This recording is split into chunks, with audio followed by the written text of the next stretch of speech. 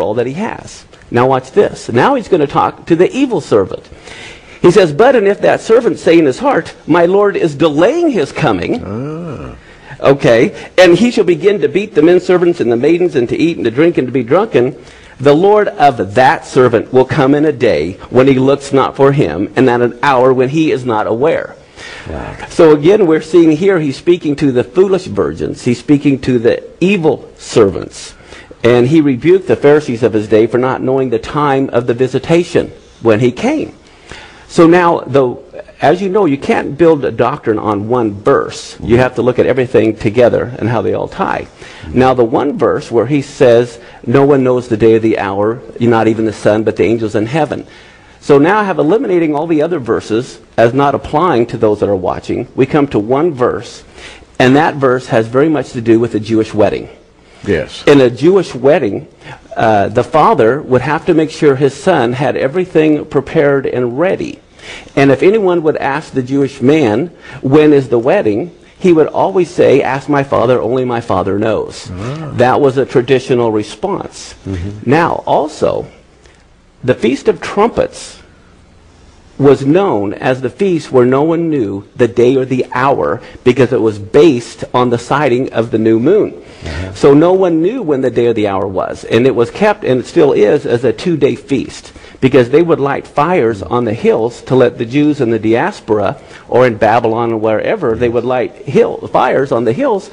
And so because the Jewish day starts at sunset, at the sighting of the new moon, and everyone's asleep, they're not going to know till the next day that it actually was the Rosh Hashanah, and by then the day's mostly over. And they had to keep it. So they would keep it a 2-day feast, and it was known as one long day where no one knew the day or the hour that it was going to begin. So it's kind of like if I told you, I'm not going to tell you when I'm coming, but gobble, gobble, gobble. Okay, Turkey Day, you know. Yeah. Well, when he says... That's a clue. Yeah, and when he says you won't know the day or the hour, he's telling you it's the Feast of Trumpets, because that was known as the feast where no one knew the day or the hour that it would begin. Wow. Now, putting all this together, I go back to 1 Thessalonians chapter 5, where Paul says, but of the times and seasons, brethren, you have no need that I write unto you, for yourselves know perfectly that the day of the Lord so cometh as a thief in the night. Now this begins to make some sense to us. Read the rest of that verse. The rest of the verse, right after that, is, for when they shall say peace and safety, then sudden destruction cometh upon them as travail upon a woman with child, and they shall not escape. But ye, brethren, are not in darkness, that that day should overtake you as a thief. In the night. So he's telling you the day of the Lord is not to overtake you as a thief in the night. Exactly. 1 Thessalonians 5 says the day of the Lord will not take the watching church. It will not come to them as a thief in the night. It's only the dead church.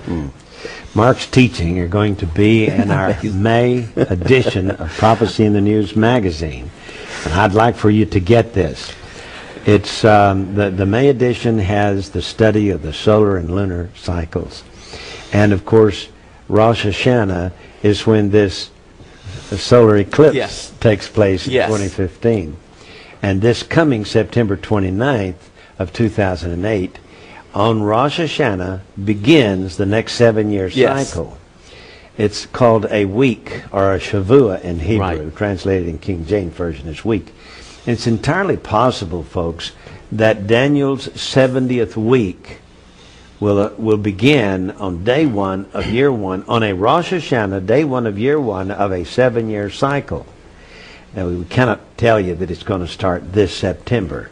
We're asking not for a tornado warning, but for a tornado watch. Okay? Watch. Now, you can get his article in our May edition of Prophecy in the News magazine. Call the phone number at the bottom of your screen and order it today. It's $2.95. I hope you'll subscribe for the next year. For $34.95, we'll send you the next 12 issues of this magazine with all of our latest studies. You'll be glad you got it. And we'll send you 4 books. These are not booklets. These are books, 200-300 pages books. They are $48 value. We'll send them to you free along with your 1-year subscription. Just call the phone number at the bottom of your screen and order it today. And then don't forget, we have his studies on the feasts of the Lord, 4 DVDs here, and then this bonus DVD on the lunar and solar cycles of the year 2015. So please get these things from us. Help us to be able to pay for our time. You'll be able to enjoy the studies that we have done and that Mark has done. Gary, tell us about it. Well, J.R., these studies, though they may at first seem complex, are really quite simple. The way God has placed signs in the heavens on specific Jewish feast days. Now, we were talking about the Lord's coming as a thief in the night to the unbelieving church. Paul uses the term sudden destruction in 1 Thessalonians chapter 5, and in Luke 21, there's this phrase, verse 34, "Take heed to yourselves, lest at any time your hearts be overcharged with surfeiting and drunkenness and the cares of this life, that day come upon you unawares. For as a snare it shall come upon all them that dwell on the face of the whole earth." And you know that Greek word that's translated unawares, Mark, means suddenly and without any warning whatsoever. All of this ties together in a most interesting way, because we look at the signs and we watch and we wait, but the world right now is fast asleep. Yes, and I compare it to Abraham and Lot with the sudden destruction of Sodom and Gomorrah. Abraham was the watching church. Lot was the sleeping church.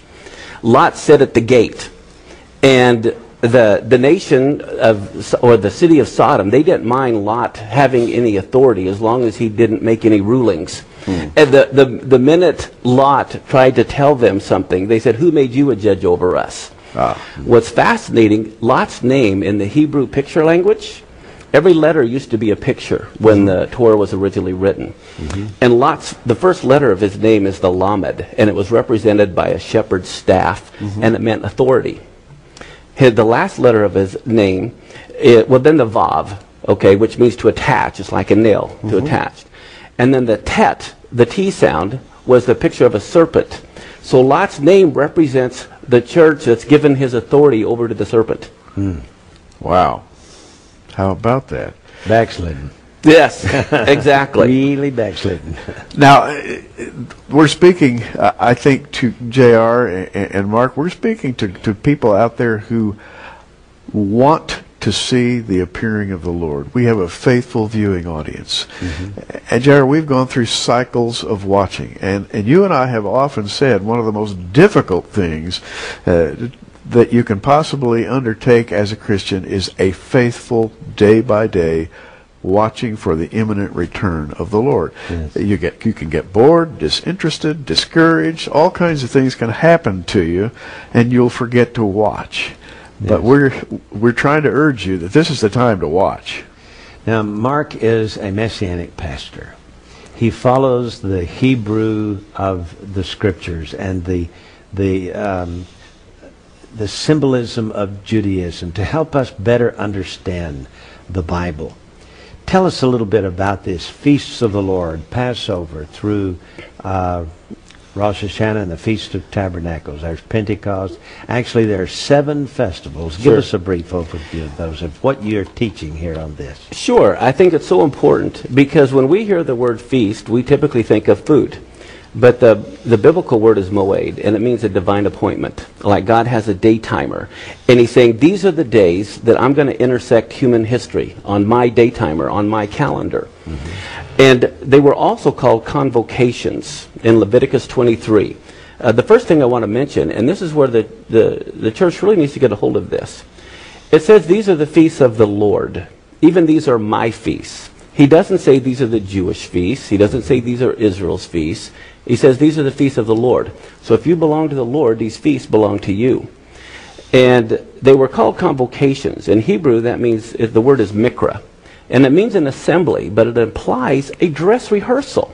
Just like you go to a dress rehearsal for the wedding, you're rehearsing what is going to happen. So throughout history, the feasts were the divinely appointed days that they would do the dress rehearsal of prophetically what would happen in the future. So that is why they would sacrifice the lamb every day on Passover. because he was going to die on Passover. Yes. And what's amazing is they would